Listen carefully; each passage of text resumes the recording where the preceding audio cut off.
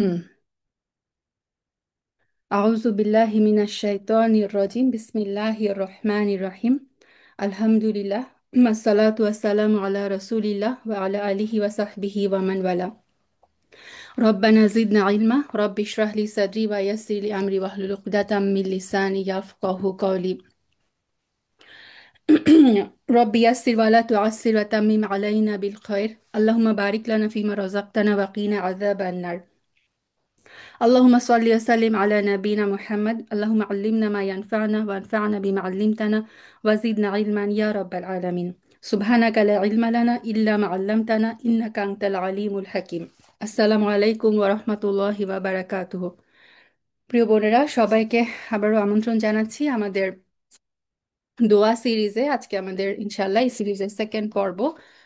আজকে ইনশাআল্লাহ বিইজনিল্লাহ আমরা জানার চেষ্টা করব দোয়ার কিছু আদব। তো গতদিন আমরা আম, দেখেছিলাম, গতদিন আমরা যে আলোচনা করেছিলাম, প্রথমে শুরু করেছিলাম যে আল্লাহ সাওয়াজাল কোরআনে আমাদেরকে বলেই দিয়েছেন যে যখনই আমার বান্দা আমাকে ডাকে আমি হচ্ছি করিব, এবং আমি তার ডাকে সাড়া দেই।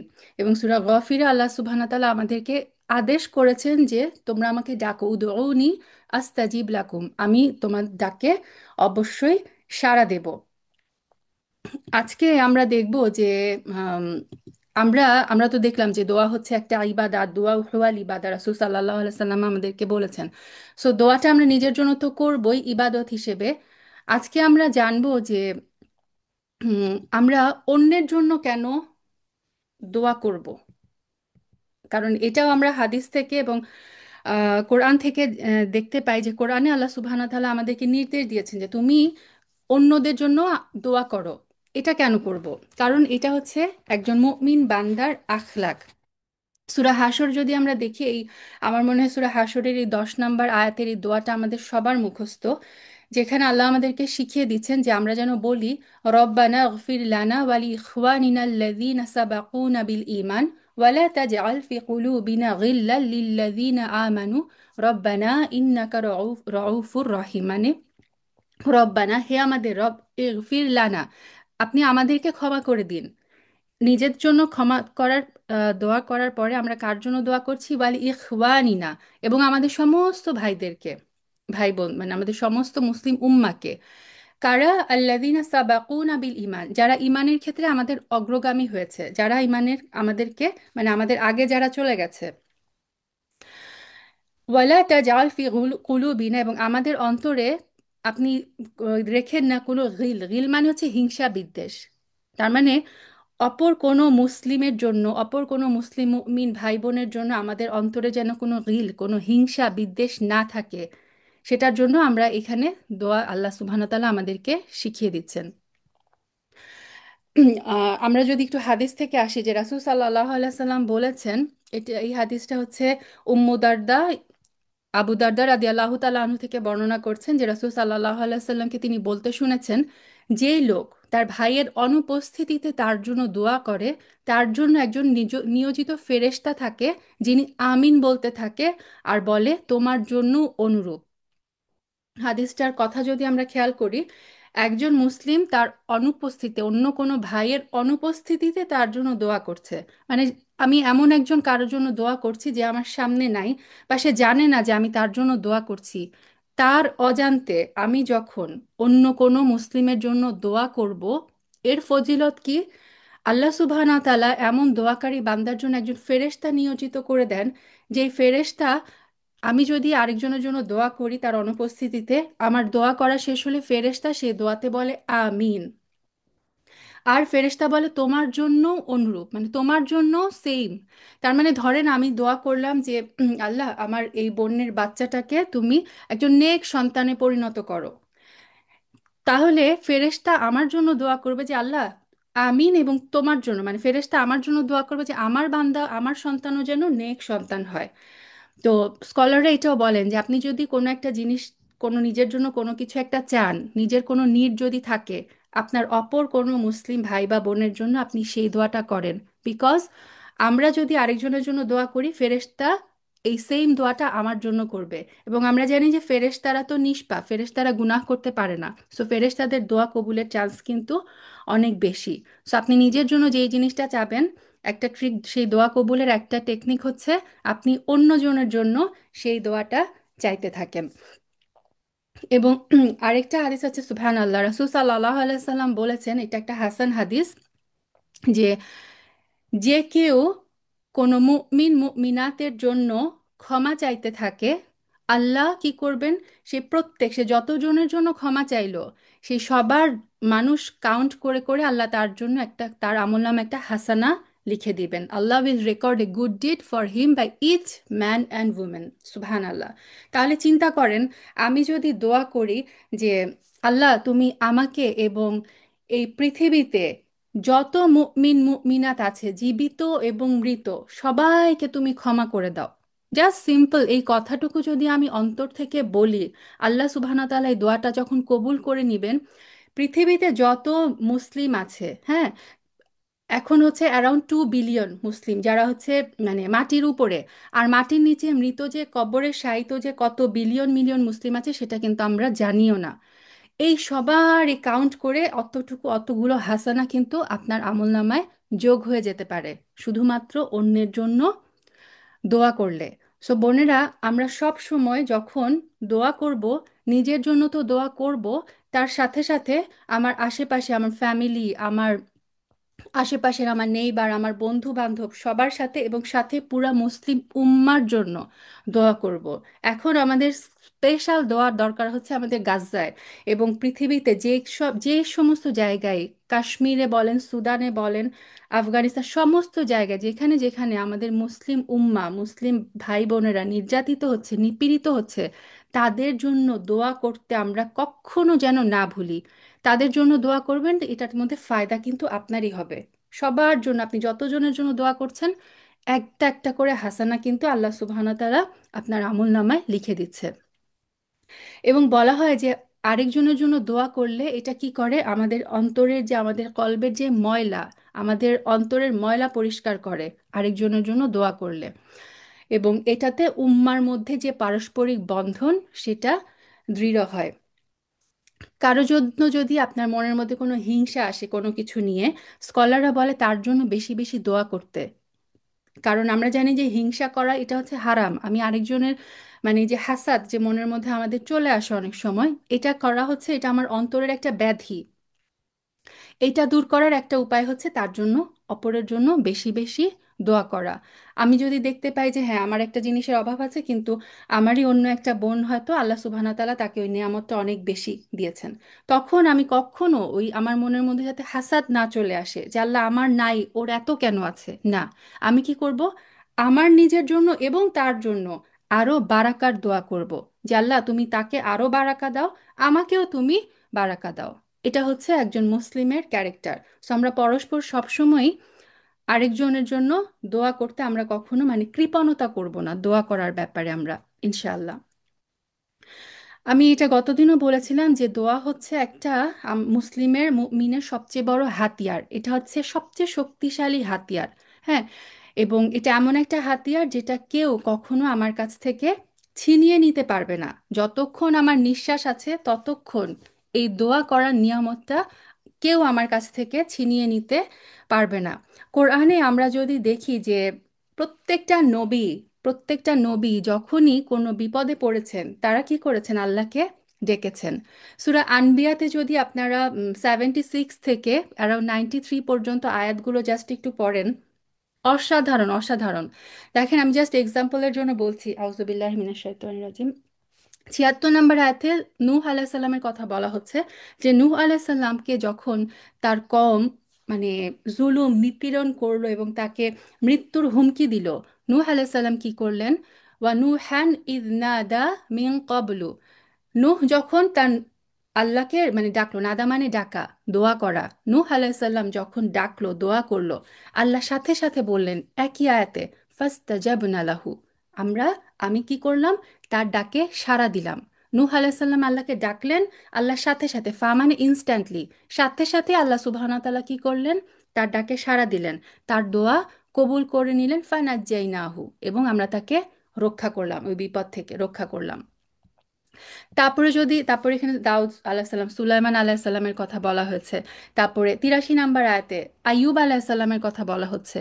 আমরা জানি আইয়ুব আলাহিসাল্লামকে, মানে ওনাকে সম্ভবত এই সবচেয়ে বেশি ট্রায়ালের মধ্যে দিয়ে যেতে হয়েছিল, এই অসুস্থতার যে ট্রায়ালটা। উনি এতদিন ধরে মানে অসুস্থ ছিলেন এবং ওনার স্কিনে এমন একটা ডিজিজ হয়ে গিয়েছিল যে ওনাকে ওনার পুরো পরিবার, তার এক ওয়াইফ ছাড়া বাকি সবাই কিন্তু তাকে পরিত্যাগ করেছিল।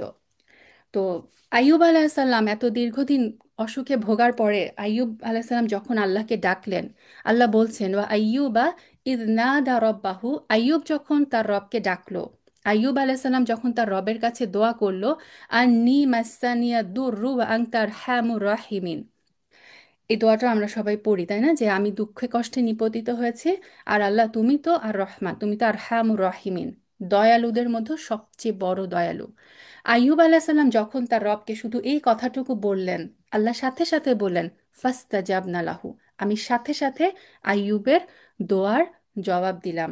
ফা কাশাফনা মা বিহি মিন দূর, এবং আমি তার দুঃখ ক্লেশ দূর করে দিলাম। তো সেম দেখেন, আমি এই সূরা আনবিয়াটা আপনাদেরকে দেখাচ্ছি এই কারণে, বিকজ এখানে পর পর বিভিন্ন নবীদের কথা এভাবে একই মানে স্টাইলে এসেছে। ইজ নাদা, নবী ডাকলো, ফাস্তাজাবনা, আল্লাহ সাথে সাথে তার জবাব দিলেন সাথে সাথে।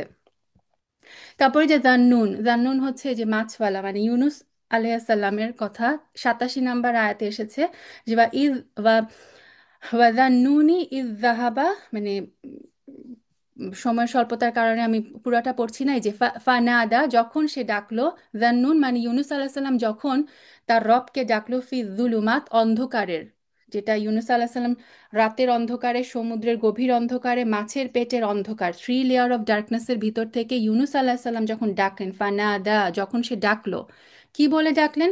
লা ইলাহা ইল্লা আনতা সুবহানাকা ইন্নী কুনতু মিনাজ জালিমিন। এই দোয়াটাও আমরা সবাই পড়ি। যখনই ইউনুস আল্লাহ সাল্লাম এই দোয়াটা পড়লেন, ফাস্তাজাবনা লাহু, আমি সাথে সাথেই তাকে জবাব দিলাম, ওয়া নাজ্জাইনাহু মিনাল গম, এবং দুশ্চিন্তা থেকে তাকে মুক্ত করে দিলাম। তারপরে এসেছে জাকারিয়া আলাইহিসসালামের কথা, ইজ নাদা ফাস্তাজাবনা। এরকম ভাবে মানে প্রত্যেকটা নবী দেখেন, তাদের যখন এরকম মানে অসহায়ের মোমেন্ট, তারা যখন একদম অত্যাচারে নিপীড়নে আর যখন পারছিলেন না, তখন তারা তাদের রবকে ডাকলেন এবং আল্লাহ সুবহানাহু ওয়া তাআলা সাথে সাথেই বললেন ফাস্তাজাবনা লাহু, আমি তার ডাকে সাড়া দিলাম। তো আমার আপনার কাছে, এই নবীদের কাছে যে অস্ত্রটা ছিল, এই দোয়ার অস্ত্র, এই অস্ত্রটা কিন্তু আমার আপনার সবার কাছে আছে। সো আমি যখন কোনো একটা বিপদে পতিত হব, আল্লাহ সুবহানাহু ওয়া তাআলা যখন কোনো বিপদ দিয়ে আমাকে টেস্ট করবেন, তখন আমার কাছে যখন মনে হবে যে দুনিয়ার সমস্ত দরজা আমার জন্য বন্ধ, চোখে মুখে আমি যখন কখনো অন্ধকার দেখব, সব সময় আমার মনে রাখতে হবে আল্লাহ সুবহানাহু ওয়া তাআলার দরজা সব সময় খোলা। এবং আল্লাহ সুবহানাহু ওয়া তাআলার দরজায় আমরা কিভাবে কড়া নাড়তে পারি? দোয়ার মাধ্যমে। বারবার বারবার দোয়ার মাধ্যমে আল্লাহ সুবহানাহু ওয়া তাআলার দরজায় আমরা কড়া নাড়বো, যে আল্লাহ তুমি আমাকে এই বিপদ থেকে উদ্ধার করো। বা সেটা যে কোনো, মানে আপনি ভালো কিছুই চান, যে কোনো কিছু চাওয়া, বিপদ থেকে উদ্ধার হোক অথবা ভালো কিছু চাওয়া, সব সময় আমরা আল্লাহ সুবহানাহু ওয়া তাআলার দরজায় এই দোয়ার মাধ্যমে কিন্তু, মানে এটা হচ্ছে একটা মিরাকুলাস অস্ত্র, যেটার মাধ্যমে আল্লাহ সুবহানাহু ওয়া তাআলা তার সমস্ত নবীদেরকে যেমন বিপদ মুক্ত করেছেন, আল্লাহ সুবহানাহু ওয়া তাআলা কিন্তু আমাদেরকেও এই বিপদ মুক্ত করবেন ইনশাআল্লাহ। দোয়া হচ্ছে আল্লাহ সুবহানাহু তাআলার, মানে দোয়ার মাধ্যমে আল্লাহ সুবহানাহু তাআলার সাথে আমাদের যে বন্ডিং, সেটা কিন্তু অনেক স্ট্রং হয়, অনেক বেটার হয়, অনেক পাওয়ারফুল হয়। এবং আম, আশেপাশে সারা দুনিয়া থেকে আমরা যখন নিরাশ হয়ে যাই, আমাদের আশার আলোটা হচ্ছে আমার এমন একজন রব আছে, যিনি আমাকে বলেছে উদউনি আস্তাজিব লাকুম, তুমি আমাকে ডাকো, আমি তোমার ডাকে সাড়া দেব। দোয়া আমাকে এই শক্তিটা দেয়, দোয়া আমাকে এই সাহসটা দেয়, যে আমার রব হচ্ছে আল্লাহ সুবহানাহু ওয়া তাআলা বলেছেন ইন্নী করিব, আমি তোমার নিকটে আছি বান্দা। সো তুমি কখনো বিপদে যেন আমরা হতাশ না হয়ে যাই। সুবহান আল্লাহ। দোয়ার অনেকগুলা ব্লেসিং এর মধ্যে, মানে আমরা যখন দোয়া করব, যেহেতু এটা ইবাদা, সো আমি কিন্তু রিওয়ার্ডেড হচ্ছি। এছাড়াও স্কলাররা বলেছেন যে দোয়ার এমন একটা মানে বেনিফিট আছে এমন একটা দোয়ার, one of the biggest benefit হচ্ছে দোয়া যদি আমরা করি, আল্লাহ সুবহানাহু ওয়া তাআলার সাথে আমার রিলেশনটা স্ট্রং হয়। কারণ ওই যে আল্লাহ বলেছেন না, ফা ইন্নী করিব, আমি তোমার নিকটবর্তী। একজন মানুষ যখন চরম বিপদে আল্লাহ সুবহানা তাআলাকে মন থেকে আশা নিয়ে একদম মানে আল্লাহ সুবহানা তাআলাকে ডাকে, তখন সে আল্লাহর এই যে কুরব, এই যে আল্লাহর নৈকট্য, সেটা কিন্তু সে ফিল করতে পারে। আমি জানি না আপনারা কখন এই জিনিসটা ফিল করেছেন কিনা, যে যখন চরম বিপদের মুহূর্তে একদম কেঁদে অন্তরের ভিতর থেকে আল্লাহ সুবহানা তাআলাকে যখন ডাকা হয়, একটা ফিলিংস কিন্তু পাওয়া যায় আল্লাহর যে নৈকট্যে, যে আমার রব আমার কাছে আছে, আমার রব সব শুনছে, তিনি হচ্ছেন আসামিয়া, তিনি হচ্ছেন মুজিবুদ দাওয়া, তিনি হচ্ছেন আমার দোয়া কবুল করছেন। এই যে ফিলিংসটা, এই ফিলিংসটা যে বান্দা একবার পায়, সে শুধুমাত্র বুঝতে পারে আল্লাহর নৈকট্যের কি মিষ্টতা। এই কথাটা ইবনে কাইয়ুম রাহিমাহুল্লাহ লিখেছেন। তিনি বলেছেন যে তার জীবনের একটা ঘটনা তিনি বর্ণনা করেছেন, যে আম, তিনি এভাবে বর্ণনা করছেন যে একবার আমি আমার লাইফের খুব বড় একটা ট্র্যাজেডির মধ্য দিয়ে যাচ্ছিলাম। তো আমি সারাক্ষণই আল্লাহ সুবহানাহু ওয়া তাআলার কাছে দোয়া করছিলাম। দোয়া করতে করতে একটা পর্যায়ে আমি দেখলাম যে আল্লাহর সাথে আমার যে রিলেশন, এই যে রিলেশনটা, এটা আমি আগে কখনো এত স্ট্রং রিলেশন ফিল করিনি। ওই রিলেশনের যে মিষ্টতা ছিল, আমি বুঝতে পারছিলাম আমার রব আমার অনেক নিকটে, মানে এই যে কুর্ব, আল্লাহর যে কুর্ব, আল্লাহর সাথে নৈকট্য। এবং ইবনু কাইয়ুম রাহিমাহুল্লাহ বলেন যে আমি এই মানে এই যে মিষ্টতাটা, আল্লাহ আমার খুব কাছে, এই মিষ্টতাটা যখন আমি ফিল করলাম, তখন আমি বুঝতে পারলাম যে আমার ট্র্যাজেডিটা যদি শেষ হয়ে যায়, মানে আমি যদি বিপদ মুক্ত হয়ে যাই, আমি কিন্তু আল্লাহকে এইভাবে ডাকবো না, এবং এই মিষ্টতার এইটাও আমি হারিয়ে ফেলবো। সে কারণে আমি মনে মনেই চাইলাম যে এই দোয়াটা আল্লাহ যেন আমার দেরিতে কবুল করেন। সুবহান আল্লাহ, ওনাদের চিন্তা ভাবনা দেখেন। উনি চাচ্ছিলেন যে আল্লাহ সুবহানাহু ওয়া তাআলা তার এই দোয়াটা যাতে দেরিতে কবুল করেন, যাতে তিনি আরো বেশি বেশি আল্লাহ সুবহানাহু ওয়া তাআলার কাছে দোয়া করেন, এবং আল্লাহর যে নৈকট্য, এই নৈকট্যের মিষ্টতা তিনি যেন উপভোগ করতে পারেন। সুবহান আল্লাহ, আল্লাহ সুবহানাহু ওয়া তাআলা আমাদের সবাইকে যেন এই যে তার যে কুর্ব, তার যে নৈকট্যের যে মিষ্টতা, এই জিনিসটা যেন আল্লাহ সুবহানাহু ওয়া তাআলা আমাদের সবাইকে বোঝার তৌফিক দেন। এটা আল্লাহ সুবহানাহু ওয়া তাআলার অনেক বড় একটা নিয়ামত। আল্লাহ সুবহানাহু ওয়া তাআলা আল্লাহ আমাদের সবাইকে তুমি তোমার নৈকট্য বোঝার তৌফিক দাও আল্লাহ। দোয়া আমাদের সবর করতে শিখায়। হ্যাঁ, আমরা যখন জানি যে ইন্না রব্বি মুজিবুদ দাওয়া, যে আমার রব অবশ্যই আমার দোয়া কবুল করবেন, সো এটাতেই যে মনের মধ্যে আশা জাগে এবং মনের মধ্যে একটা সবর। আমরা লাস্ট দিন দেখেছিলাম না, যে দোয়া কখনো, আমার দোয়া ফেলনা যাবে না, কখনো না। হয় আমি সেটা সাথে সাথে পাবো, অথবা আল্লাহ সুবহানাহু ওয়া তাআলা আখিরাতে এটা আমাকে দিবেন, অথবা এই দোয়ার বিনিময়ে আল্লাহ সুবহানাহু ওয়া তাআলা আমার উপর থেকে, মানে আমার কাছে আগত কোনো বিপদ থেকে আমাকে উদ্ধার করবেন। সো এই জিনিসটা হচ্ছে আমাদেরকে সবর করতে শিখায়। এবং আমরা কখনো হতাশ, নিরাশ, আল্লাহ সুবহানাহু ওয়া তাআলার উপরে খারাপ কোনো ধারণা, কখনো কখনো আমরা এই জিনিসগুলা করব না। সব সময় মাথা রাখবো আমার রব হচ্ছে করিব, আমার রব হচ্ছে সামিয়া, তিনি আমার দোয়াগুলা শুনছেন, এবং তিনি মুজিবুদ দাওয়া, তিনি আমার দোয়া কবুল করছেন। আল্লাহর একটা নামই কিন্তু আল মুজিব, যিনি হচ্ছে মানে মুজিব মানে জবাব দেন, যিনি শুনেন।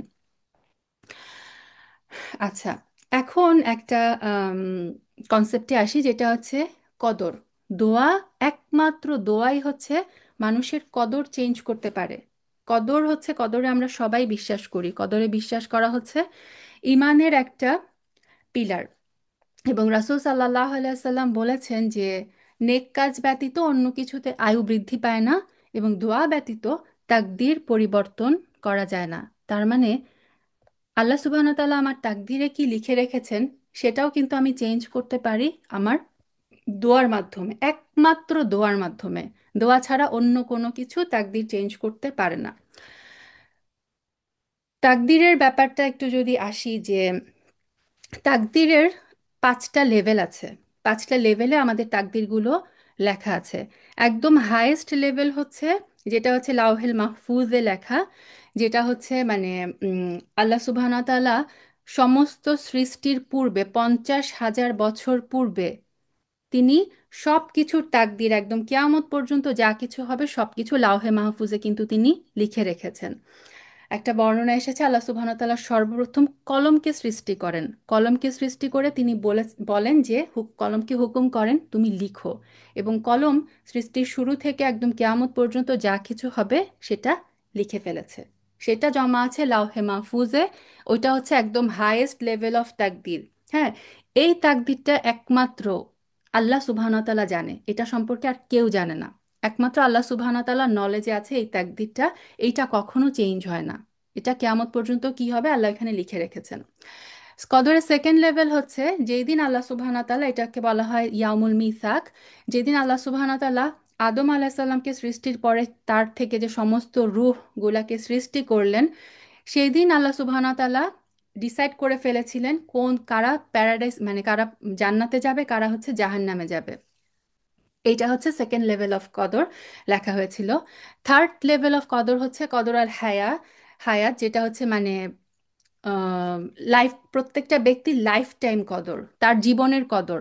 সেটা কখন লেখা হয়? মায়ের পেটে 120 দিন পরে, 4 মাসের সময়, যখন একজন ফেরেশতা আল্লাহ সুবহানাহু ওয়া তাআলা পাঠান মায়ের পেটে রূহ ফুকার জন্য। ফেরেশতা যখন রূহটা দেন, রূহ দেওয়ার পরে ফেরেশতা তার ওই বাচ্চার যে তাকদির, ওই বাচ্চার যে কদর, সে কতদিন বাঁচবে, তার রিজিক কতটুকু হবে, সে কি আহ, সৎ হবে নাকি সে অসৎ হবে, এই জিনিসগুলো আল্লাহ সুবহানাহু ওয়া তাআলা ফেরেশতার মাধ্যমে সেই দিন এই কদর আল হায়াত যেটা বলা হয় সেটা লিখেন। ফোর্থ লেভেল হচ্ছে কদর আল সানা, যেটা হচ্ছে ইয়ারলি কদর। যেটা হচ্ছে আমরা সবাই জানি যে লাইলাতুল কদরের রাতে আল্লাহ সুবহানাহু ওয়া তাআলা ফেরেশতাদেরকে তাদের আগামী 1 বছরের জন্য কে মারা যাবে, কার রিজিক বৃদ্ধি পাবে, কোথায় বৃষ্টি হবে, সমস্ত কিছু ফেরেশতাদেরকে আল্লাহ দায়িত্বগুলো বন্টন করে দেন 1 বছর। এটাকে বলা হয় কদর আল সানা, দ্য ইয়ারলি ডিগ্রি। আর একদম লোয়েস্ট লেভেল হচ্ছে কদর আল ইয়াউম, যেটা হচ্ছে ইনস্ট্যান্ট ডিগ্রি, যেটা হচ্ছে ডেইলি ডিগ্রি।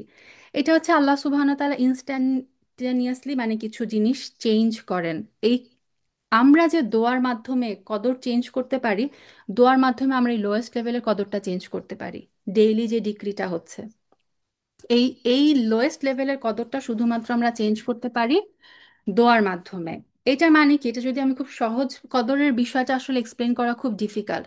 আমি যদি খুব সহজ ভাষায় একটা এক্সাম্পল দিয়ে বলি, যে ধরেন আল্লাহ সুবহানাহু ওয়া তাআলা লায়লাতুল কদরের রাতে মালাকুল মউতকে বলল যে একজন ব্যক্তি, সে হচ্ছে ধরেন 17ই রজবে সে মারা যাবে। তো মালাকুল মউত জানে যে সে 17ই রজবে তার জান কবজ করতে হবে। এখন এর আগে ধরেন ওই ব্যক্তি অসুস্থ হলো বা সামথিং কিছু হলো, বা ওই ব্যক্তি নিজেই কোনো দোয়া করলো, অথবা তার জন্য অন্য কেউ দোয়া করলো, এবং সেই দোয়াটা আল্লাহ সুবহানাহু ওয়া তাআলা কবুল করে নিলেন। কবুল করে আল্লাহ সুবহানাহু ওয়া তাআলা কি করতে পারেন? তার যে ওই যে 17ই রজবে তার মারা যাওয়ার কথা ছিল, আল্লাহ সুবহানাহু ওয়া তাআলা তাকে একটা লাইফ এক্সটেনশন দিতে পারেন। আল্লাহ যদি চান, আল্লাহ কি করতে পারেন? তার হায়াতে বৃদ্ধি দিতে পারেন। এবং এই যে কদর, এইটা চেঞ্জ হবে, এইটা কিন্তু আল্লাহ যেটা চেঞ্জ করবেন এটা কিন্তু মালাকুল মউতও জানে না। ওই 17ই রজবে আল্লাহ সুবহানাহু ওয়া তাআলা মালাকুল মউতকে বলবেন যে না, ওর আজকে মানে মারা যাওয়ার কথা ছিল, বাট আমি ওর লাইফে এইটুকু এক্সটেনশন করলাম। এই যে দেখেন রাসূল সাল্লাল্লাহু আলাইহি ওয়াসাল্লাম এই হাদিসে বলেছেন নেক কাজ ব্যতীত আয়ু বৃদ্ধি করেন, আয়ু বৃদ্ধি পায় না। তার মানে নেক কাজ করলে কিন্তু মানুষের আয়ুও বৃদ্ধি পায়। তো এইভাবে হচ্ছে ইনস্ট্যান্টেনিয়াসলি আমরা দোয়ার মাধ্যমে আমাদের এই লোয়েস্ট লেভেলের কদর কিন্তু চেঞ্জ করতে পারি। তো এখন যদি কারো কনফিউশন লাগে যে তাহলে মানে আমি প্রথমে বললাম যে লাউহে মাহফুজে সবকিছু লেখা আছে, তারপরে একটা মায়ের পেটে যখন বাচ্চা আসে সেখানেও তার রিজিক লেখা হয়, যে তার হায়াত মৃত্যু লেখা হয়, তাহলে আবার ডেইলি কদরে মানে মানুষের আয়ু কিভাবে বৃদ্ধি পায়? এটার উত্তর হচ্ছে স্কলাররা এইভাবে বলেন যে আল্লাহ সুবহানাহু ওয়া তাআলা হচ্ছেন আল আলিম, তিনি সব কিছু জানেন।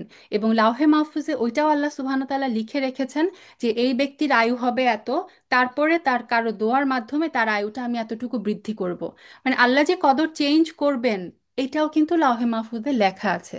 সো আলটিমেটলি লাউহে মাহফুজের লেভেলে কোনো কিছুই চেঞ্জ হয় না, সেটা শুধুমাত্র আল্লাহ সুবহানাহু ওয়া তাআলা জানেন। এবং আমরা আমাদের দোয়ার মাধ্যমে কি করতে পারি? আমাদের যে কদর, সেটা চেঞ্জ করতে পারি সবচেয়ে লোয়েস্ট লেভেলের কদরটা। আয়েশা রাদিয়াল্লাহু তাআলা আনহা একটা হাদিস বর্ণনা করেছেন, এটাও একটা হাসান হাদিস, যে তিনি বলেন যে দোয়ার মাধ্যমে আমাদের আগে যা হয়ে গেছে এবং পরে যা আসবে সব কিছু আমরা দোয়ার মাধ্যমে কিন্তু চেঞ্জ করতে পারি। ফর এক্সাম্পল, মানে আমি ইস্তেগফার একটা দোয়া, আমি দোয়ার মাধ্যমে কি আমি আগে যে পাপ করে ফেলেছি সেটা কিন্তু আমি মুছে দিতে পারি, তাই না? এবং ওই হাদিসে বলা হয়েছে যে রাসূল সাল্লাল্লাহু আলাইহি সাল্লাম বলেছেন, দোয়া এবং কদর কখনো কখনো ফাইট করতে থাকে। কখনো কখনো দোয়া হচ্ছে ভারী হয়ে যায়, মানে দোয়াটা উম, জয়ী হয়। কখনো কখনো কদর হচ্ছে জয়ী হয়। আর কখনো কখনো দোয়া আর কদরের মানে ওয়েট যখন সমান সমান হয়, তাদের মধ্যে ফাইট হতে থাকে এবং ফাইটটা চলতে থাকলে চলতে থাকবে হচ্ছে কেয়ামতের দিবস পর্যন্ত। তো মেইন কথা, একদম সিম্পল কথায় সহজ ভাষায় আমরা যদি মানে বোঝার চেষ্টা করি, আমরা দোয়া করতে থাকবো, আমরা দোয়া করতে থাকবো, আমরা কখনো দোয়া করতে ছাড়বো না। দোয়ার মাধ্যমে আমরা আমাদের ভাগ্যও কিন্তু চেঞ্জ করতে পারি। অনেকে একটা প্রশ্ন করে যে সবকিছু যদি আগে থেকেই লেখা থাকে, ওই যে আদম আলাহ সাল্লামকে আল্লাহ যখন ক্রিয়েট করলেন, রূহ সৃষ্টি করার পরে আল্লাহ যদি সেদিনই ঠিক করে ফেলেন যে এরা হচ্ছে জান্নাতি, এরা হচ্ছে জাহান্নামী, সো আমার যদি কদরে লেখাই থাকে আমি জান্নাতি হব না জাহান্নামী হব, তাহলে আমি আমল করব কেন? আমল করার মানে কি?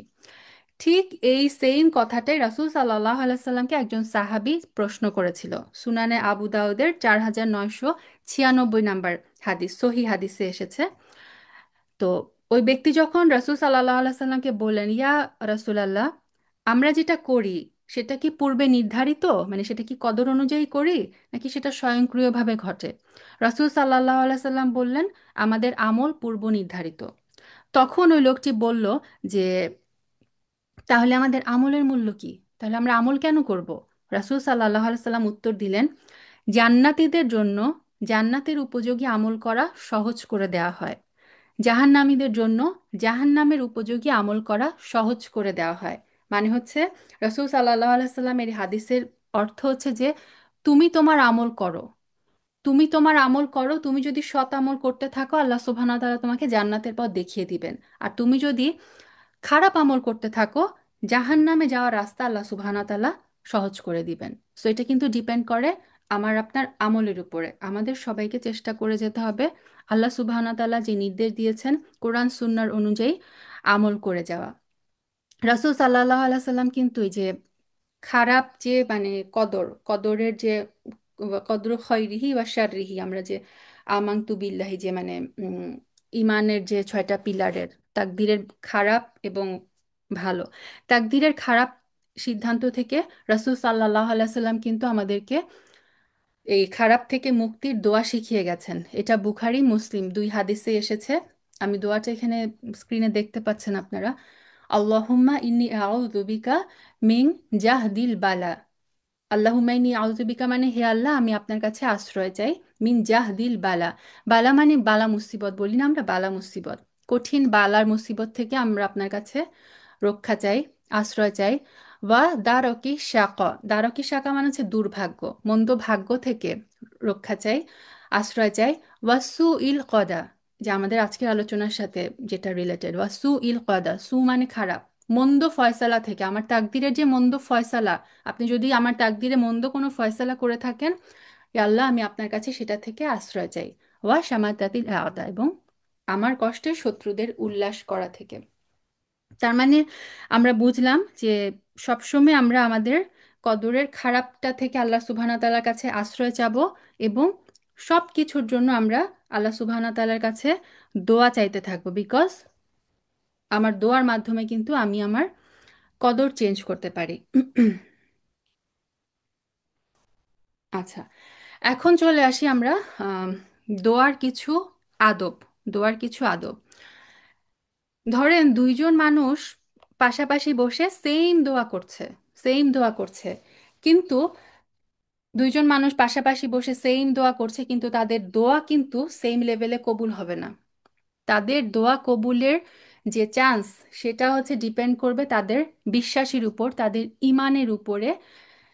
তো আল্লাহ সুবহানাহু ওয়া তাআলা আমার দোয়া শুনছেন এবং আল্লাহ সুবহানাহু ওয়া তাআলা আমার দোয়ার জবাব দিবেন, এই দৃঢ় বিশ্বাস রেখে আমাদেরকে আল্লাহর কাছে চাইতে হবে।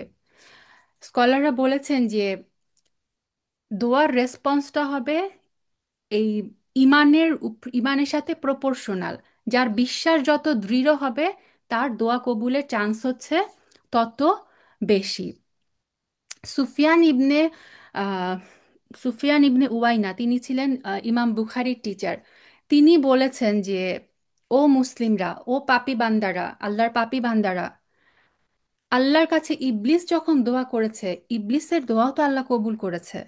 ইবলিস যখন আল্লাহ সুবহানাহু ওয়া তাআলার কাছে বলেছিল যে আল্লাহ, কেয়ামত পর্যন্ত তুমি আমাকে অবকাশ দাও, আল্লাহ সুবহানাহু ওয়া তাআলা তা ইবলিসের সেই দোয়াও কিন্তু কবুল করেছে। তো সুফিয়ান ইবনে ওয়াইনা বলছে যে, তোমরা তো ইবলিসের চেয়ে ভালো, সো তোমরা কেন দোয়া করা থেকে হতাশ হও? কখনো দোয়া করা থেকে হতাশ হবে না। তুমি যত পাপই করো না কেন, আল্লাহর কাছে দোয়া চাইতে থাকো, আল্লাহর কাছে সব সময় সব সময় দোয়া করতে থাকো। সো দোয়াকারীকে, মানে ফার্স্ট হচ্ছে তাকে এই যে ইমান, বিশ্বাস, স্ট্রং বিলিফ রাখতে হবে আল্লাহ সুবহানাহু ওয়া তাআলার কাছে, এবং তাকে তাওহিদ, তাওহিদের তাওহিদপন্থী হতে হবে। আমরা সবাই জানি যে তাওহিদ হচ্ছে তিনটা: তাওহিদুর রুবুবিয়া, তাওহিদুল উলুহিয়া, তাওহিদ আসমা ওয়াস সিফা। রুবুবিয়াতটা হচ্ছে মানে রব হিসেবে আল্লাহ সুবহানাহু ওয়া তাআলা যা কিছু আমার জন্য করেন সেটাতে তিনি এক। যেমন আল্লাহ হচ্ছেন আর রাজ্জাক, আমাকে এটা দৃঢ়ভাবে বিশ্বাস করতে হবে, রিজিক একমাত্র আল্লাহ সুবহানাহু ওয়া তাআলার কাছে আসে, কাছ থেকে আসে। আল্লাহ হচ্ছেন আল হাদি, হেদায়েত একমাত্র আল্লাহ সুবহানাহু ওয়া তাআলার কাছ থেকে আসে। এই জিনিসটা যে এগুলার একমাত্র আল্লাহই করতে পারে রব হিসেবে, এই জিনিসটা বিশ্বাস করা হচ্ছে তাওহিদে রুবুবিয়া।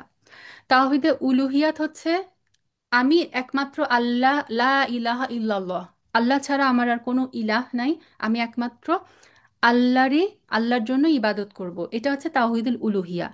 আর আসমা ওয়া সিফা, এটা হচ্ছে যে আল্লাহর যে নামগুলো, আল্লাহর যে উম, গুণাবলী সম্পর্ক নামগুলো 99টা, এবং আসলে আরো অনেক বেশি, আল্লাহ সুবহানাহু ওয়া তাআলার অসংখ্য অসংখ্য নাম আছে।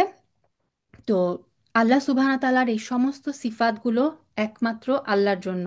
ফর এক্সাম্পল, আল্লাহ হচ্ছে সামি, আল্লাহ সামি মানে হচ্ছে যিনি সবকিছু শুনেন। এইটা আমার দৃঢ় বিশ্বাস রাখতে হবে, আল্লাহর মতো আর কেউ শুনেন না। আল্লাহ হচ্ছেন আল বাসির, তিনি সবকিছু দেখেন, আল্লাহর মতো আর কেউ দেখেন না। মানে তার এই সব সিফাতগুলোতে তিনি ওয়ান, তিনি একক। এটা হচ্ছে তাওহিদে আসমা ওয়া সিফা।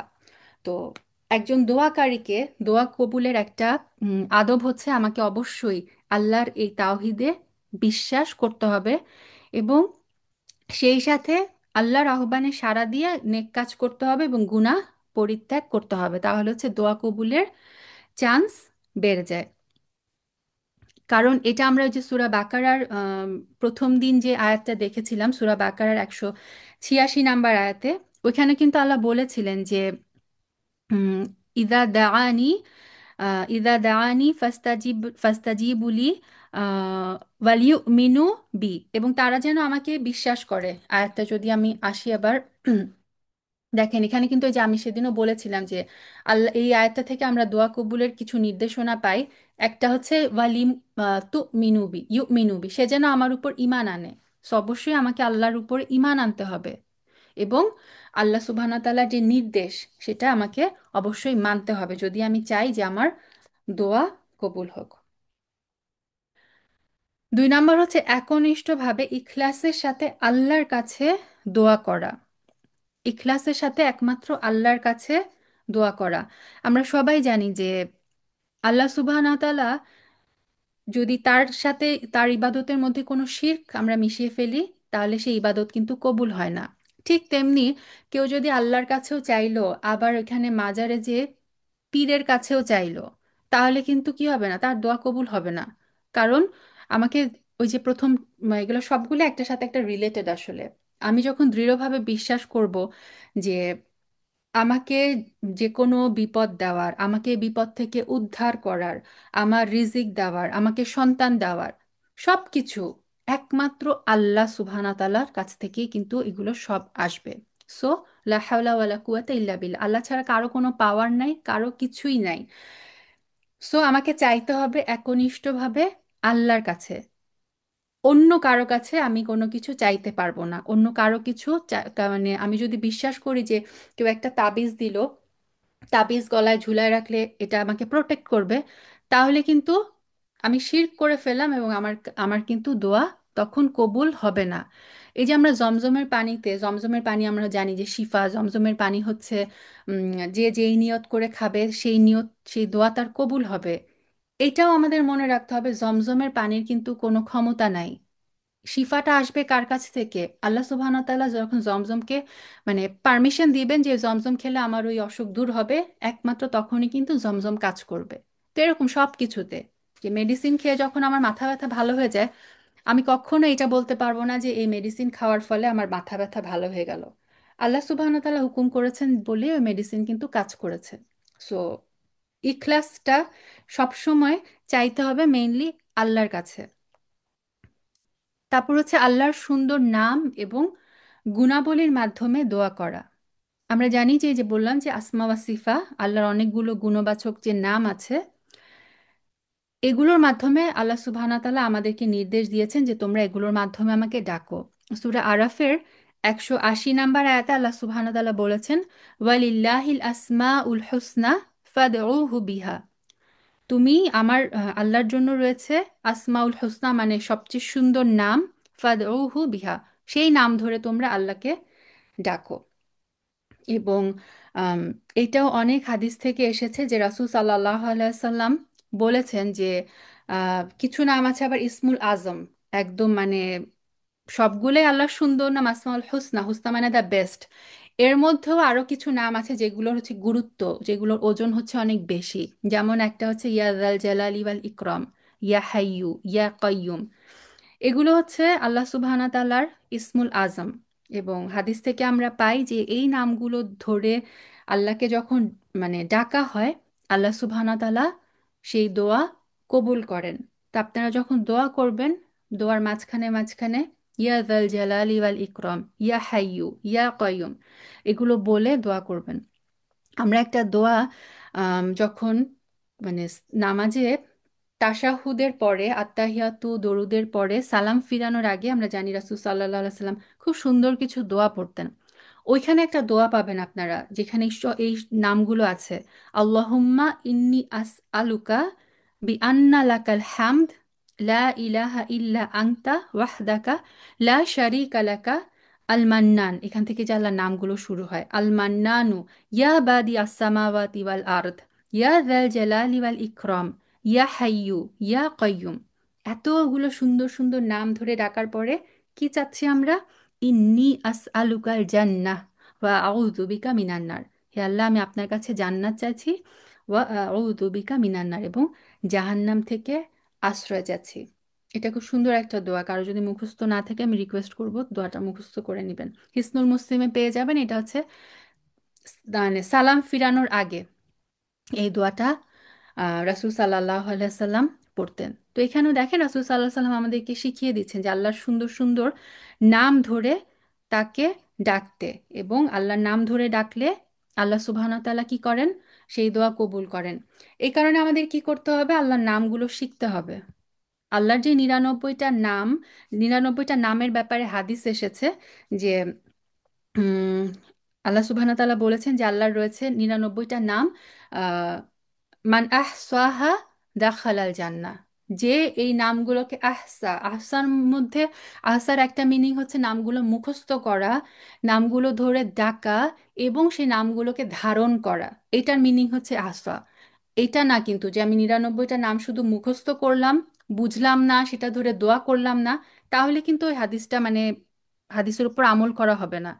নামগুলো আমাদের মুখস্থ করতে হবে, অর্থ বুঝতে হবে, এবং এই নামগুলো ধরে আমরা আল্লাহ সুবহানাহু তাআলাকে ডাকবো।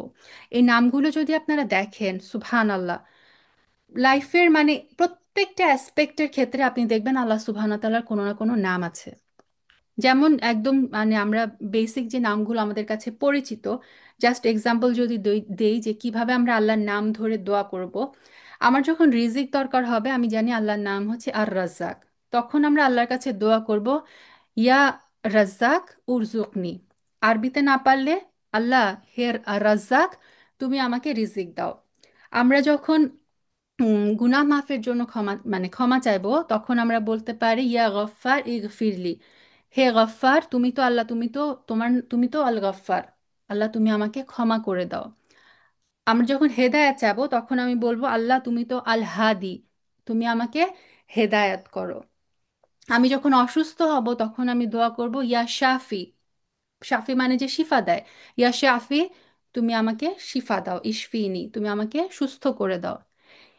এইভাবে মানে আরবিতে না পারি আমরা বাংলায় আল্লাহর আরবিতে নামগুলো ধরে ধরে আমরা বাংলায় দোয়াটা করব। যে তারপরে আল্লাহুম্মা ইন্নাকা আফু, আফু আল্লাহর একটা নাম। ওইটা তো এই দোয়াটা আমরা সবাই পারি তাই না, যে আল্লাহুম্মা ইন্নাকা আফুন তুহিব্বুল আফওয়া ফাআফু আন্নি, যে ফাআফু আন্নি, তুমি হচ্ছে আফু তাই তুমি কি করো আমাকে ক্ষমা করে দাও।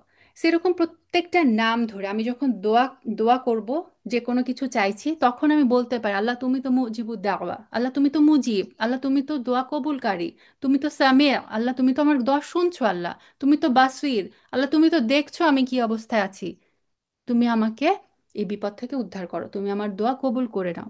সো এইভাবে আল্লাহর প্রত্যেকটা এরকম নাম ধরে ধরে বুঝে বুঝে আমরা কি করতে পারি, আল্লাহ সুবহানাহু ওয়া তাআলার কাছে কিন্তু আমরা দোয়া করতে পারি।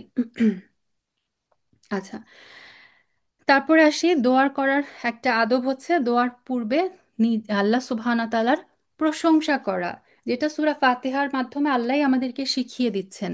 সূরা ফাতিহা আমরা প্রথমে আল্লাহর প্রশংসা করছি, আলহামদুলিল্লাহি রাব্বিল আলামিন আর রহমানির রহিম মালিকি ইয়াউমিদ্দিন। এই যে আল্লাহর প্রশংসা করলাম, এখন আমি চাইছি, তাই না, ইহদিনাস সিরাতাল মুস্তাকিম। তো এটা হচ্ছে দোয়ার একটা আদব, আল্লাহর প্রশংসা দিয়ে শুরু করা। একটা হাদিসে এসেছে যে একদিন রাসূল সাল্লাল্লাহু আলাইহি সাল্লাম বসেছিলেন, এমন সময় মসজিদে এসে এক ব্যক্তি সালাত আদায় করলো। সালাত শেষ করেই ওই ব্যক্তি দোয়া করলো আল্লাহুম্মা গফিরলি ওয়ারহামনি, যে হে আল্লাহ তুমি আমাকে মাফ করে দাও, তুমি আমার উপর রহম করো। তখন রাসূল সাল্লাল্লাহু আলাইহি সাল্লাম ওই ব্যক্তিকে বললেন যে হে মুসল্লি, তুমি দোয়ার ব্যাপারে তাড়াহুড়া করে ফেললে, তুমি সালাত আদায় করে যখন বসবে তখন আগে আল্লাহর উপযুক্ত প্রশংসা করো, আমার উপর দরুদ পাঠ করো, তারপর আল্লাহর কাছে দোয়া করো। এবং আরেকটা হাদিসে এসেছে রাসূল সাল্লাল্লাহু আলাইহি সাল্লাম বলেছেন, যখন তোমাদের মধ্যে কেউ সালাত শেষ করবে তখন আল্লাহর প্রশংসা এবং স্তুতি দিয়ে শুরু করবে, তারপর নবী করিম সাল্লাল্লাহু আলাইহি সাল্লামের উপর দরুদ পড়বে, তারপর যা ইচ্ছা দোয়া করবে। তো বর্ণনাকারী বলেন যে এরপর এক লোক সালাত আদায় করলো, আল্লাহর প্রশংসা করলো, রাসূলের উপর দরুদ পড়লো, তখন রাসূল সাল্লাল্লাহু আলাইহি সাল্লাম বললেন তুমি এখন দোয়া করো, আল্লাহ তোমার দোয়া কবুল করবেন।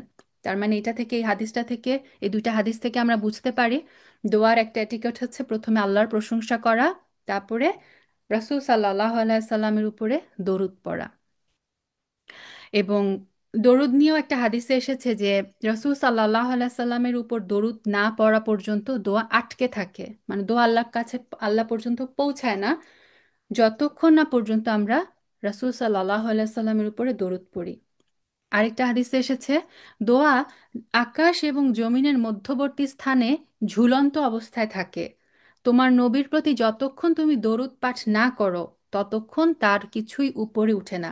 সো দোয়া যখন আমরা করব আল্লাহর প্রশংসা দিয়ে শুরু করে রাসূল সাল্লাল্লাহু আলাইহি সাল্লামের উপর দরুদ পড়ে তারপর হচ্ছে আমরা দোয়া করব।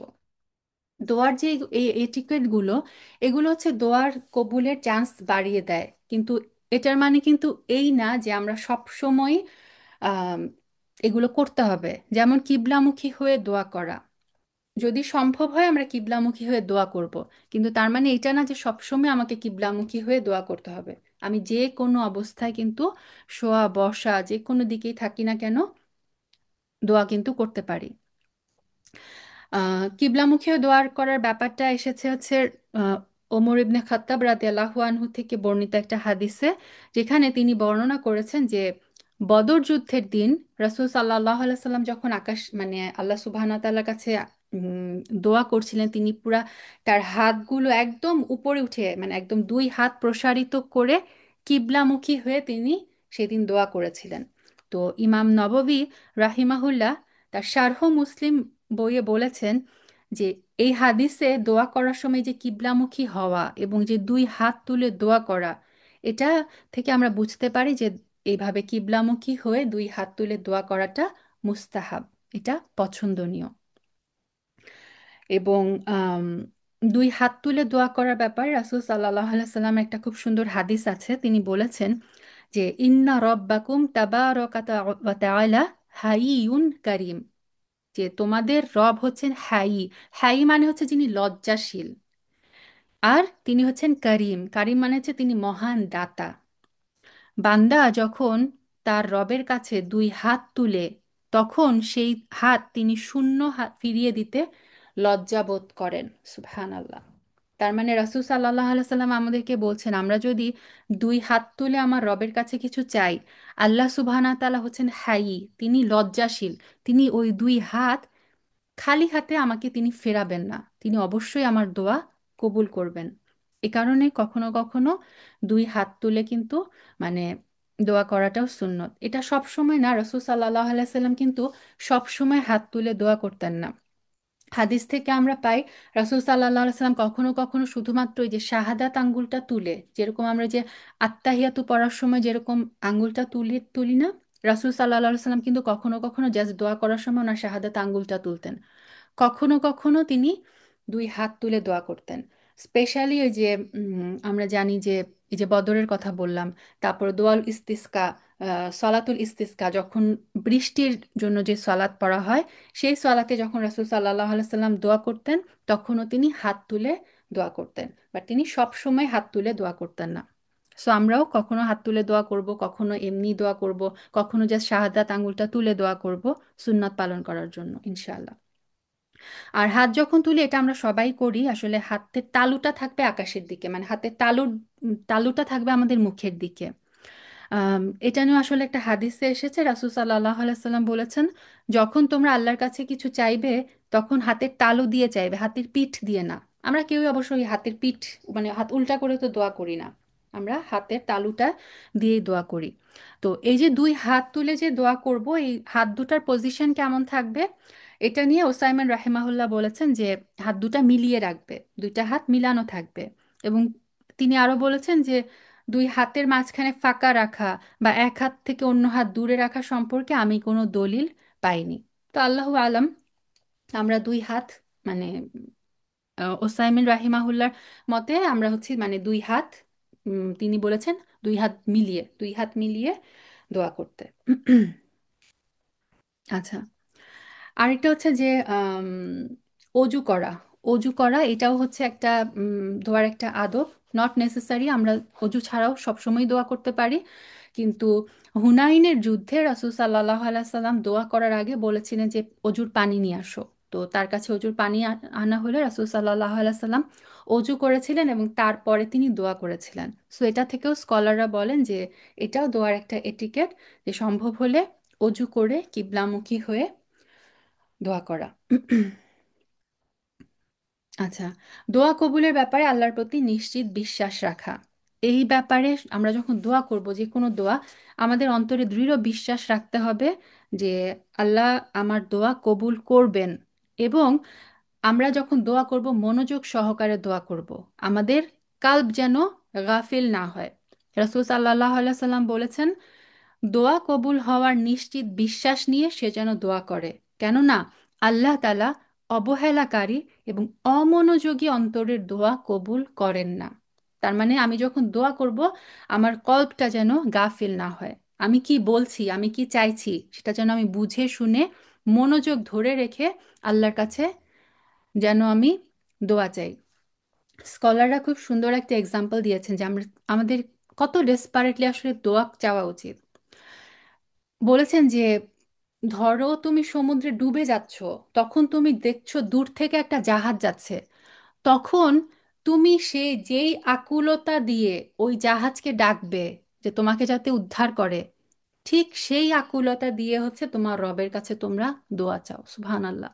তখন আমরা কি করি, মানে একদম জাস্ট সিনটা যদি চিন্তা করি যে আমি সমুদ্রে ডুবে যাচ্ছি, আমি দেখতে পাচ্ছি দূরে কোনো জাহাজ বা নৌকা যাচ্ছে, আমি কি করব, আমার সর্বশক্তি দিয়ে তাকে ডাকার চেষ্টা করব, একদম মানে অন্তর দিয়ে, যেটা ফিল করে, তাই না?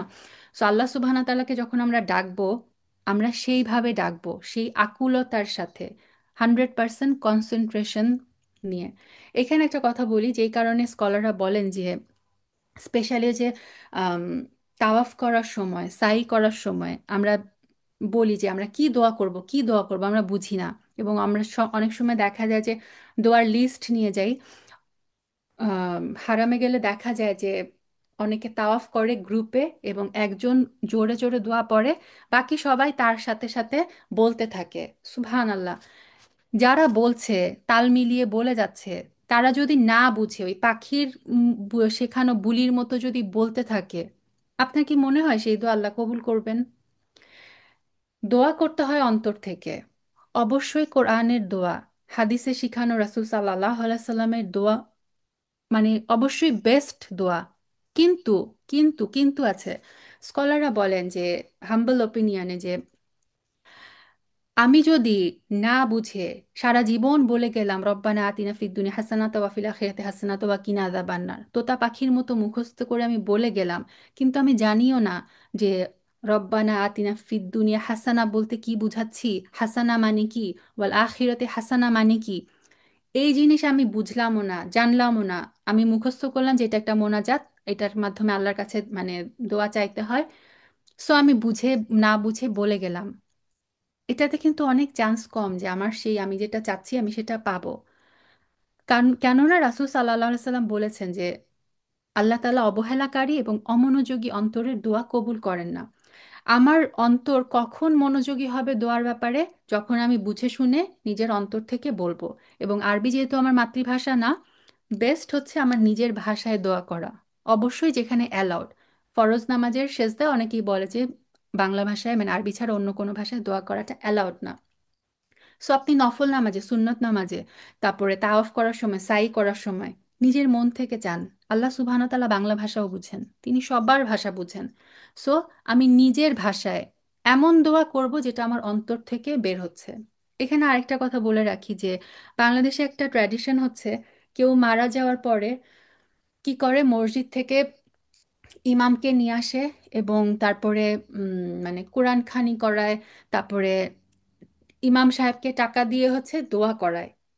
এই যে দোয়ার মাহফিলগুলা হয়, মানে আমরা যদি জাস্ট সিম্পলি একটু চিন্তা করি যে একজন টাকার বিনিময়ে একটা দোয়া করে যাবে, আপনার কি মনে হয় সেই দোয়া আল্লাহর কাছে বেশি কবুল হবে, নাকি আমি যে আমার আপনজন চলে গেল, আমি আমার মন থেকে কান্নাকাটা করে আমি আমার আপনজনের জন্য আমার মন থেকে যে দোয়া করব, কোন দোয়াটা আল্লাহ বেশি কবুল করবেন?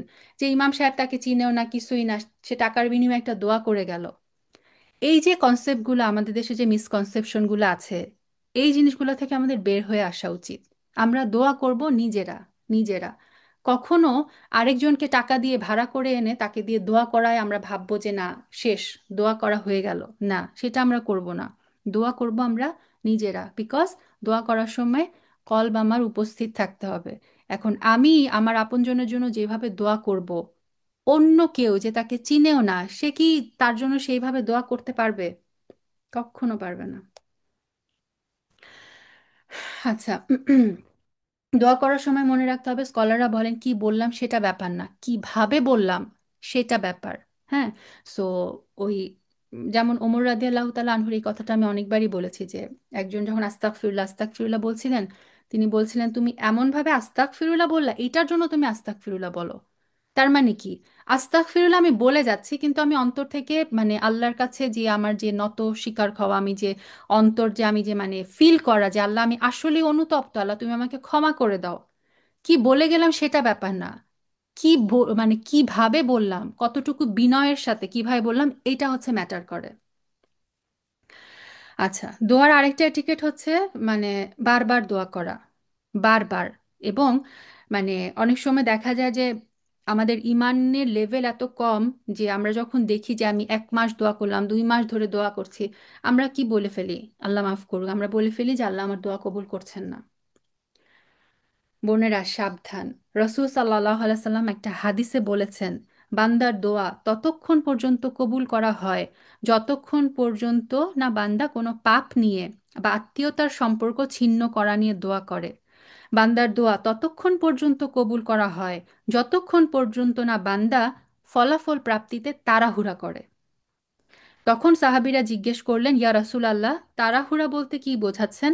রাসূল সাল্লাল্লাহু আলাইহি সাল্লাম বললেন, বান্দা যখন বলে যে আমি দোয়া করেছি, আমি দোয়া করেছি, কিন্তু আমার দোয়া কবুল হয়নি, তখন সেই ব্যক্তি উদ্যম হারিয়ে ফেলে এবং দোয়া করা ছেড়ে দেয়। আমরা যেই মুহূর্তে এটা বলে ফেলবো যে না, আল্লাহ তো আমার দোয়া কবুল করে না, সেই মুহূর্তে বাদ, ওই ওই দোয়ার কবুল হবে না। কারণ কি? রাসূল সাল্লাল্লাহু আলাইহি সাল্লাম বললেন, বান্দার দোয়া ততক্ষণ পর্যন্ত কবুল হবে যতক্ষণ না সে তাড়াহুড়া করে। জাস্ট ইয়াকুব আলাইসাল্লামের কথা যদি আমরা চিন্তা করি, তার ছেলে ইউসুফ আলাইসাল্লামের জন্য তিনি অ্যারাউন্ড 30 বছর দোয়া করেছেন। 30 বছর কন্টিনিউয়াস দোয়া করেছেন, কাঁদতে কাঁদতে চোখ অন্ধ হয়ে গেছে। তারপরও কিন্তু তিনি উদ্যম হারিয়ে ফেলেননি, তারপরও কিন্তু তিনি দোয়া করা ছেড়ে দেননি। এবং দৃঢ়তার সাথে দোয়া করতে হবে। আল্লাহ সুবহানাহু ওয়া তাআলার কাছে কখনো আমরা এইভাবে বলবো না যে আল্লাহ তুমি চাইলে আমাকে মাফ করো, না।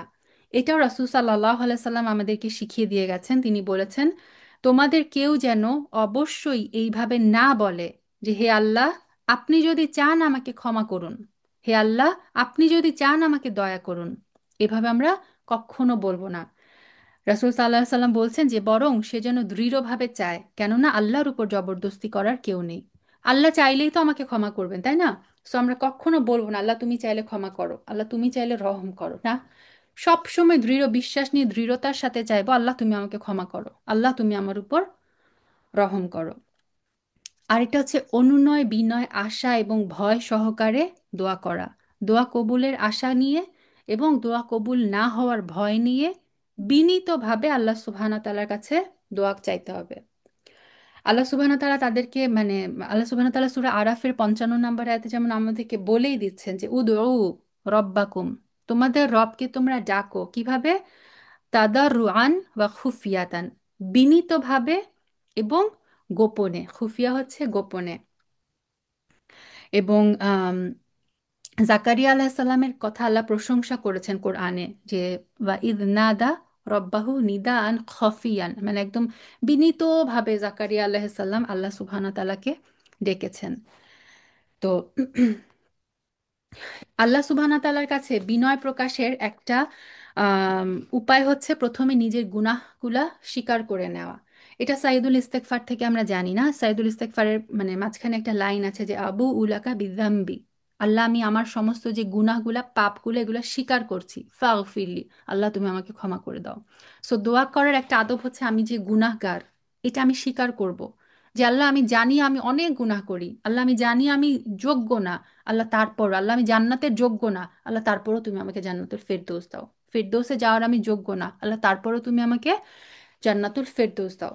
তো এই যে নিজের গুনাহগুলাকে স্বীকার করে আল্লাহর কাছে মানে ভয় নিয়ে আল্লাহর কাছে কেঁদে কেটে দোয়া করা, এটা হচ্ছে আল্লাহ মানে দোয়ার কবুলের একটা মানে চান্স অনেক বাড়িয়ে দেয়।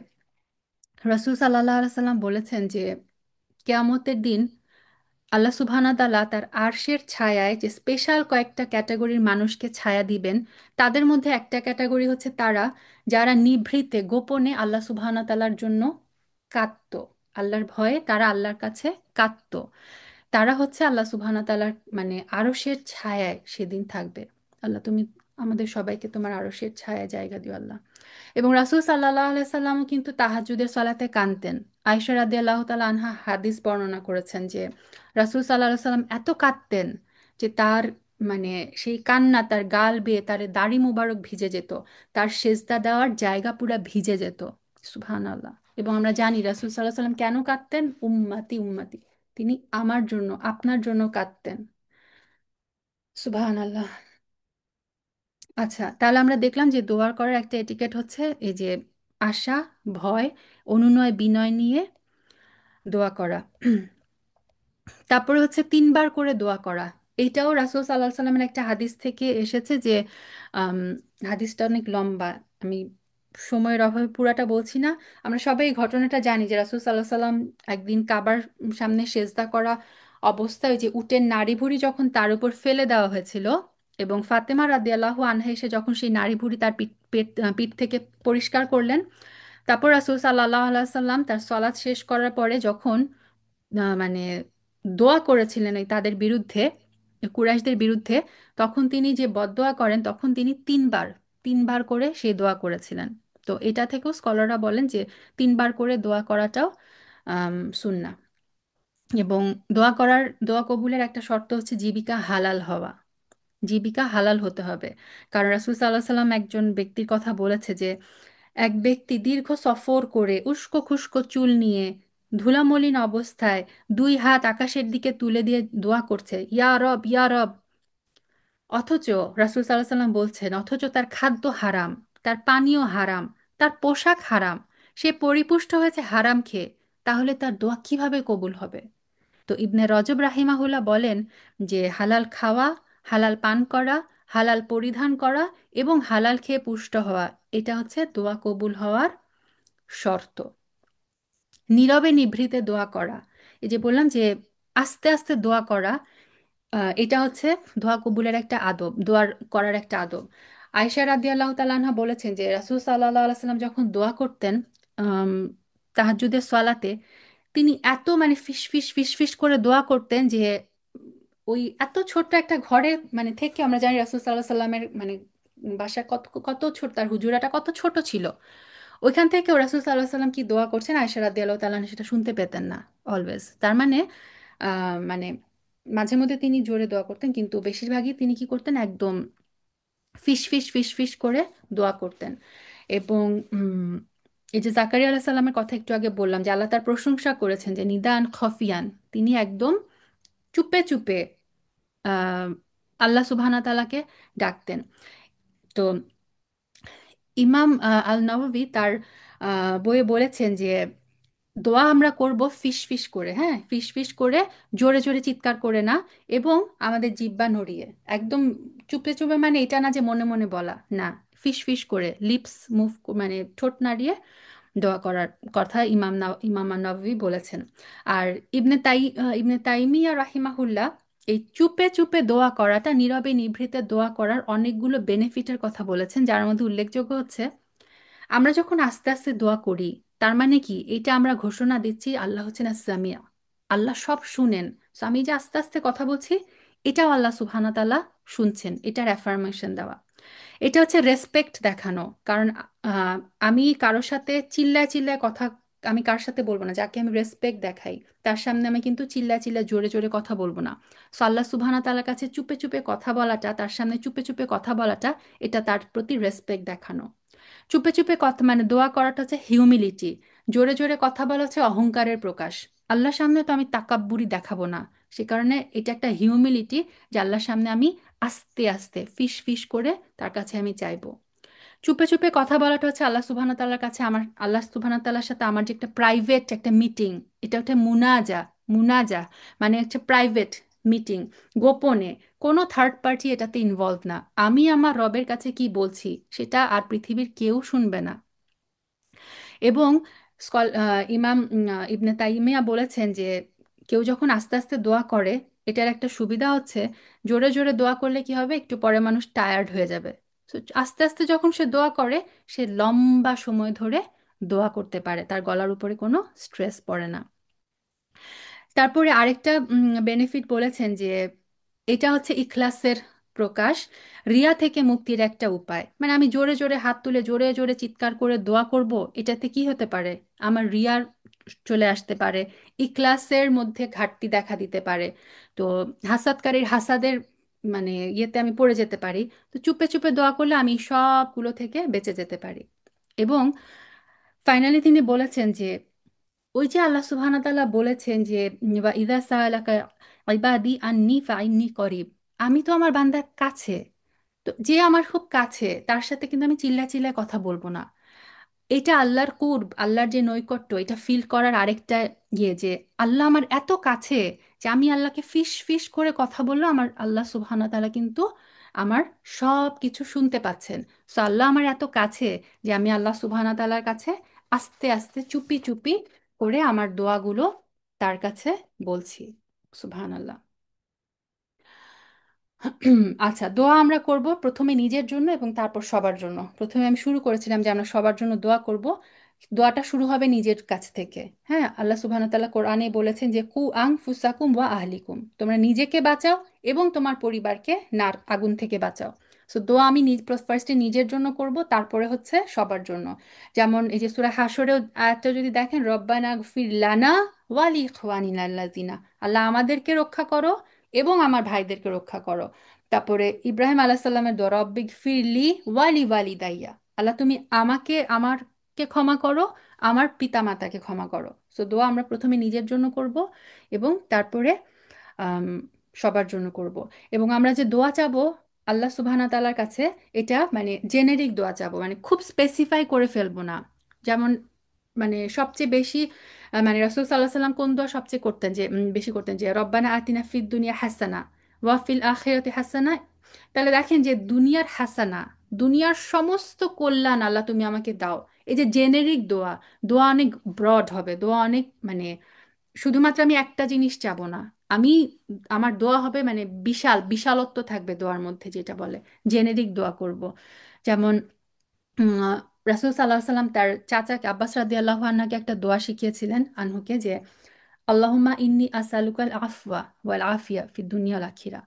তো আফিয়া, আফিয়া চাওয়া মানে কি? আফিয়ার মধ্যে সবকিছু ইনক্লুসিভ, আফিয়ার মধ্যে রিস্ক, আফিয়ার মধ্যে সেহাত, আফিয়ার মধ্যে সবকিছু। আল্লাহ সুবহানাহু ওয়া তাআলা যদি আমাকে আফিয়া দিয়ে দেন, তার মানে আল্লাহ সুবহানাহু ওয়া তাআলা আমাকে সবকিছু দিয়ে দিলেন।